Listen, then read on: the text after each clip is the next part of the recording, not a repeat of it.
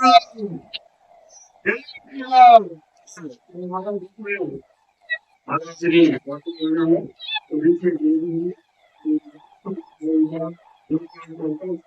के रूप में भारत का जीता देने के हमारे प्रवीर जी का सभी से स्वागत करने का कष्ट करें। जोरदार तालियों से अभिनंदन वंदन। हमारे इस कार्यक्रम में महाराज श्री बता रहे हैं, देख सकते हैं मैं जन सोशल सुजीत चंद्रन सिंह प्रज्ञानंद महाराज जी का आगमन। जी भी हमारे स्वागत है।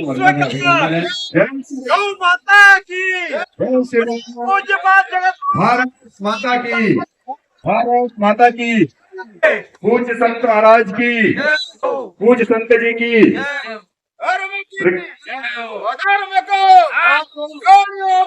सद्भावना हो। विश्व का गौ माता की हर हर महादेव। सभी हमारे महाराज श्री और सभी अतिथियों से निवेदन है कि सबसे पहले यहाँ पर हम भारत माता की और तुलसी माता गौ माता की पूजन अर्चन और दीप प्रज्वलन के पश्चात हम सभी अतिथियों से निवेदन करेंगे कि मंच पर स्थान ग्रहण करने का कष्ट करें। महाराज जी से निवेदन है हमारे समिति के साथी वहाँ सहयोग प्रदान करें।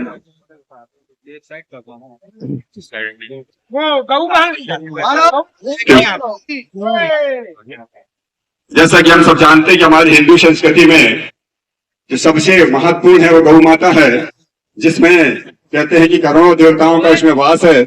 ऐसी गौ माता का पूजन यहाँ पर महाराज श्री के कर कमलों द्वारा यहाँ पर किया जा रहा है।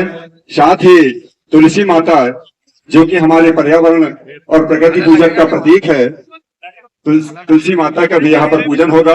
साथ ही कन्या के रूप में हमारे देश में कन्याओं का एक शक्ति के रूप में यहाँ पर हम कन्याओं को मान लेते हैं। ऐसी ही शक्ति स्वरूपा कन्याओं को भी यहाँ पर महाराज श्री के द्वारा पूजन किया जाएगा। साथ ही हम भी यहाँ पर पूजन किया जा रहा है। धर्म को मानते हैं तो सनातन धर्म में जन्म लेना अपने आप में बहुत महत्वपूर्ण होता है। भारत भूमि में जन्म लेना, मानव रूप में जन्म लेना, ये बहुत महत्वपूर्ण माना जाता है। क्यों महत्वपूर्ण है भारत भूमि में जन्म लेना और मानव रूप में?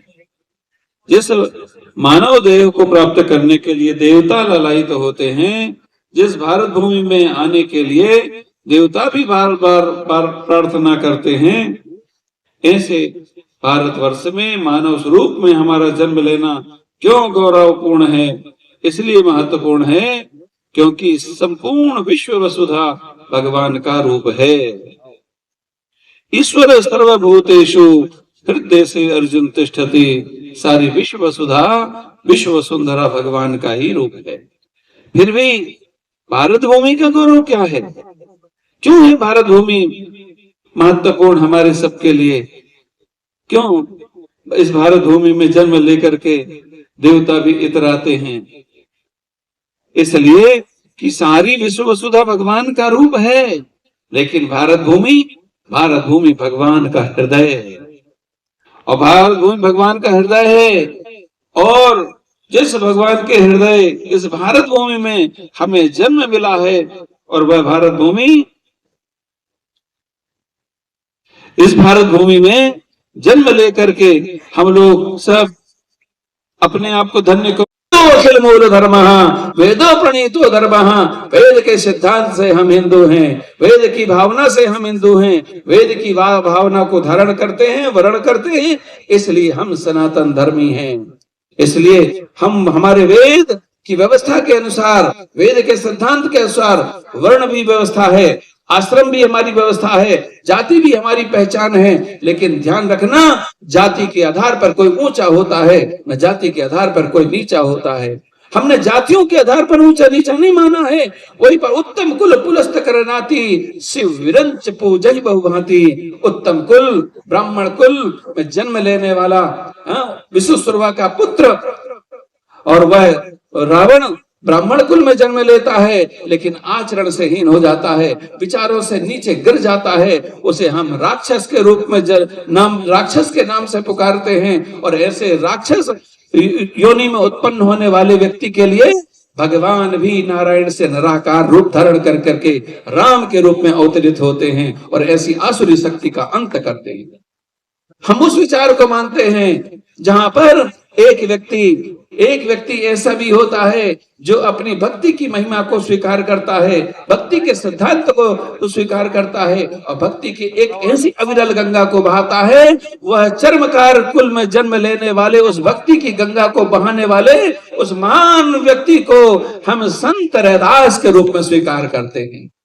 हम संत रैदास के रूप में स्वीकार करते हैं।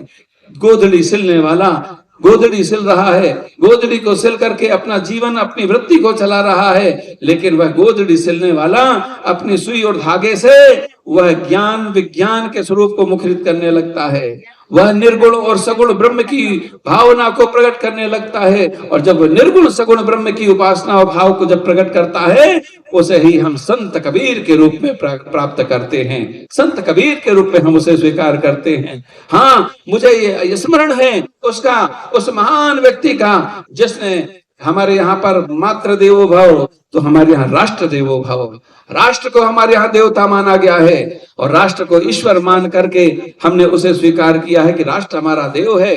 उसी राष्ट्र देव की भावना को अंगीकार करके एक आदिवासी, एक वनवासी, एक जंगल में रहने वाला, एक अरण्य में रहने वाला, एक भोला भाला सन्यासी, एक नवयुवान अपनी टोली तैयार करता है। मेरा देश, मेरा राष्ट्र, मेरा भारत क्या है? मेरी माता है, मेरा देव है। और आज उसको कोई ऐसी शक्ति आ गई है, कोई ऐसी चेतना आ गई है जिसने जकड़ लिया है, परतंत्र कर दिया है, पराधीन कर लिया है।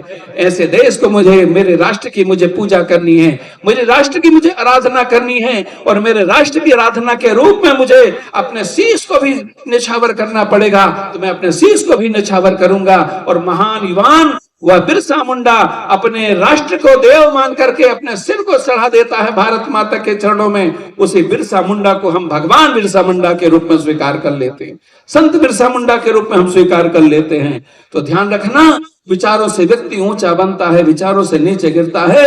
विचारों का सिद्धांत हमने स्वीकार किया है, हमने उस सिद्धांत का प्रतिपादन किया है जहां पर सबके अंदर में हमने भगवान देखा है, सबके अंदर में ईश्वरीय चेतना देखी है। ईश्वर सर्वभूतेषु, सबके अंदर में भगवान है, सबके अंदर में ईश्वर है। ममे वांस जीव लोके जीव भूत सनातन। जब सबके अंदर में भगवान बैठा है, सब घट मेरो साइया, खाली घट नहीं कोय, बलिहारी बा घट की जा घट प्रगट होए। सबके अंदर में